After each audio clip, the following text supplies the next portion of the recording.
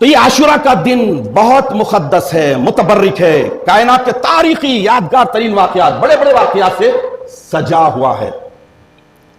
میں آپ کے سامنے احادیث شریفہ میں اور متقدمین کے تاریخ لکھنے والی عظیم ہستیوں کی کتابوں میں عاشورہ کے دن جو بڑے بڑے واقعات ہوئے ہیں، جو مستند ہیں، ان میں سے چند ایک آپ کے سامنے رکھنے کی سعادت حاصل کروں گا تو آپ کو معلوم ہوگا کہ عاشورہ کا دن 10ویں محرم الحرام کیسے کائنات کے تاریخی اور یادگار واقعات سے بھرا پڑا ہے۔ اس میں سے صرف چند ایک آپ کے سامنے پیش کرنے کی سعادت حاصل کر رہا ہوں۔ یہ 10ویں محرم الحرام وہی تاریخ ہے، وہی دن ہے جس میں اللہ تبارک و تعالیٰ نے آسمان اور زمین کو پیدا فرمایا۔ جب عاشورہ کا دن تھا، اللہ تعالیٰ عرش و کرسی کو بنایا تو بھی عاشورہ کا دن تھا، اور لوح و قلم جیسی چیز کو بھی اللہ تبارک و تعالیٰ نے عاشورہ کے دن ہی پیدا کیا۔ دنیا چمک جس سے چمکتی دھمکتی ہے، چاند اور سورج، اسے بھی اللہ تبارک و تعالیٰ نے عاشورہ کے یادگار ترین اور مقدس ترین دن پیدا کیا ہے۔ ستارے بھی اللہ تعالیٰ نے عاشورہ کے دن پیدا کیے ہیں۔ انسان اس دنیا میں جو بھی عمل کرتا ہے، جو بھی نیک یا بد، اس کے رزلٹ کے طور پر اللہ تعالیٰ نے جنت اور دوزخ دو بڑے ٹھکانے بنا دیے ہیں۔ اس جنت اور دوزخ کو بھی اللہ تعالیٰ نے عاشورہ کے دن ہی پیدا کیا ہے۔ تو یہ عاشورہ کے دن ایسے کائنات کے تاریخی واقعات اللہ تبارک و تعالیٰ نے ظہور ملائے ہیں۔ یہ دنیا منڈی، آسمان اور زمین بنے تو اس میں پہلی مرتبہ اللہ کی رحمت یعنی بارش نازل ہوئی تو بھی عاشورہ کا دن تھا۔ اللہ تبارک و تعالیٰ جب سیدنا آدم علیہ السلام کے جسم میں روح پھونکی تو وہ بھی دن عاشورہ کا تھا، اور اللہ تبارک و تعالیٰ نے اپنے ہاتھوں سے مٹی کا پتلا بنا کر روح پھونکنے کے بعد سیدنا آدم علیہ السلام کو جنت میں داخل کیا تو وہ دن بھی عاشورہ کا تھا۔ اور اللہ تعالیٰ کے حکم کی خلاف ورزی کرنے کی خطا میں 250 برس تک سیدنا آدم علیہ السلام روتے رہے، گڑ گڑاتے رہے۔ اللہ تبارک و تعالیٰ نے ان کے رونے کو پسند کر کے جب ان کی توبہ کو قبول کیا تو وہ بھی دن عاشورہ کا تھا۔ حاضرین محترم، یہ دنیا بننے کے بعد ایک مرتبہ پوری طرح ملیہ میٹ ہو گئی تھی، پوری طرح طوفان سے اللہ تعالیٰ نے اس دنیا کو نیست و نابود کر دیا تھا۔ سیدنا نوح نجی اللہ علیہ الصلاۃ والتحیات کے طوفان کا واقعہ قرآن میں بھی ذکر ہے۔ طوفان نوح کا بھی جو واقعہ ہوا تھا وہ بھی عاشورہ کے دن ہوا تھا، اور اس کے بعد اللہ تعالیٰ نے جب اس طوفان سے نجات دلائی تب بھی عاشورہ کا دن تھا۔ حضرت ادریس علیہ السلام کو اللہ تبارک و تعالیٰ نے اس دنیا سے آسمان پر اٹھا لیا، وہ بھی عاشورہ کے دن۔ اور ایک اولو العزم نبی سیدنا ایوب علیہ الصلاۃ والتسلیم کو اللہ تعالیٰ نے برسا برس مرض میں مبتلا رکھا، ایسے اذیت ناک مرض میں کہ اس کے صبر کے بدلے میں اللہ تعالیٰ نے اپنی ذات کا دیدار کرایا حضرت ایوب علیہ السلام کو، اور اس کے بعد اس سے جو شفا دلائی تو وہ بھی عاشورہ کا دن تھا۔ حاضرین محترم، دنیا سمجھتی ہے لاک ڈاؤن سے تھوڑا آپ ہم گزرے ہیں، تھوڑا سریقہ، وہ تھوڑا سریقہ جو گزرے پریشان ہو گئی پوری دنیا میں لاک ڈاؤن کا سلسلہ رہا،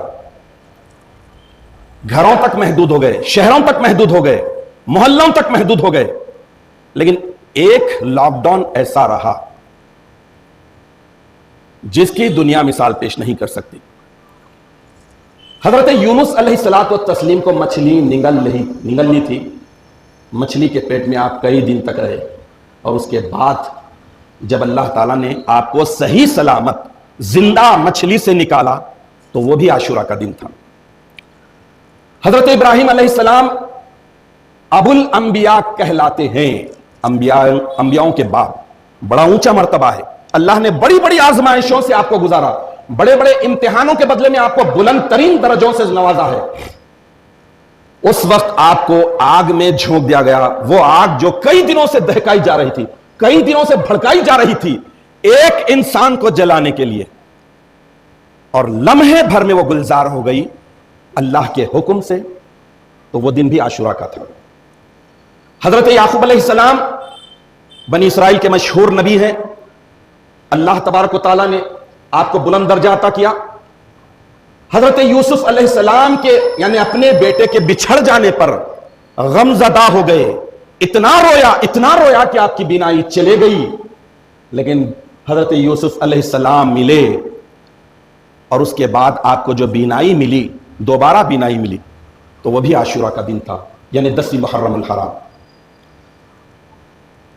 حضرت یوسف علیہ السلام ایک ایسے نبی ہیں کہ اللہ تعالیٰ نے آپ کو حکومت، دولت، خوبصورتی سب کچھ دیا ہے، لیکن اتنے بڑے بڑے مرحلوں سے گزارا ہے کہ دنیا کی تاریخ میں یہ بات لکھی ہے کہ اس نبی کی بولی بھی لگائی گئی، بیچا بھی گیا، خریدا بھی گیا، اور وہ یوسف علیہ السلام کے حسن کے 40ویں حصے کو 2.5% خوبصورتی کو اللہ نے دنیا میں پھیلایا ہے۔ اس نبی کو بھی انہی کے اپنے ممبر اللہ تی بھائیوں نے دشمنی نکالنے کے لیے کنویں میں ڈال دیا تھا۔ اللہ تعالیٰ نے اس کنویں سے جب نکالا، وہ بھی عاشورہ کا دن تھا، 10 محرم کا۔ حضرت موسیٰ علیہ السلام کے ذکر خیر سے قرآن پاک بھرا پڑا ہے۔ آزمائش ایک ختم نہیں ہوتی، اس سے بڑی آزمائش آپ کا پیچھا کرتی ہے۔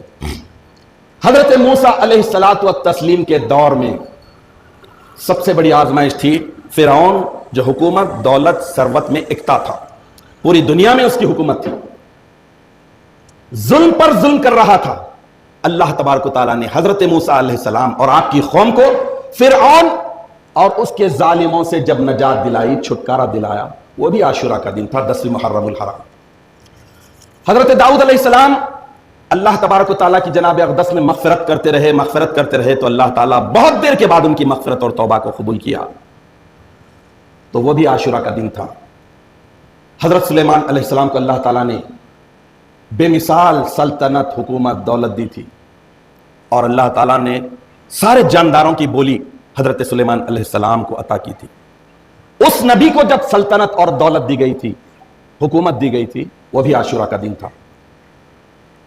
تاریخ انسانیت کی ایک ایسی ہستی جو بغیر باپ کے پیدا ہوئی، حضرت عیسیٰ روح اللہ علیہ السلام، اللہ تبارک و تعالیٰ نے اپنے فضل و کرم سے، اپنے حکم سے بن باپ کے حضرت عیسیٰ علیہ السلام کو جس دن پیدا کیا، وہ بھی عاشورہ کا 10 محرم الحرام کا دن تھا۔ اور اس کے بعد حضرت عیسیٰ علیہ السلام کو اس دنیا سے اٹھا لیا گیا، وہ بھی عاشورہ کا دن تھا۔ اور قیامت کے قریب امت کو ہلاکت سے بچانے کے لیے امت کے بالکل آخری دور میں حضرت عیسیٰ ابن مریم روح اللہ علیہ السلام کا نزول ہوگا۔ جب دنیا پیدا کی اللہ نے تو عاشورہ کا دن تھا، اور احادیث کی روح سے آتا ہے کہ جب یہ دنیا ختم ہوگی یعنی قیامت برپا ہوگی تو انشاءاللہ اللہ چاہے تو وہ بھی عاشورہ کا دن ہوگا۔ یہ تاریخی واقعات میں اس کے چند ایک آپ کے سامنے پیش کیے گئے ہیں، اور اس کے ساتھ ساتھ تاریخ اسلام کی ایک بڑی شہادت، سیدنا حسین ابن علی شہید کربلا رضی اللہ تعالی عنہ غایۃ الرضوان کی شہادت بھی عاشورہ کے دن ہوئی ہے۔ اس وجہ سے یہ 10 محرم الحرام کی مقدس تاریخ ان تاریخی اور یادگار واقعات کی وجہ سے بہت ہی متبرک ہے، بہت ہی مقدس ہے۔